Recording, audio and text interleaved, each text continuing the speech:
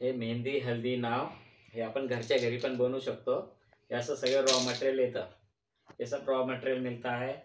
ये फूल भी आते हैं हर कलर के, जितने कलर चाहिए। मैं इस तरह का, ये देखो, ये हल्दी नाम और ये मेहंदी नाम। अभी मेरे को ये दुकानदार का ही ऑर्डर है। अभी रात में मेरे को ये 10 पीस बनाना है। ये 10 पीस ऑर्डर मेरे को कल देना ही देना है।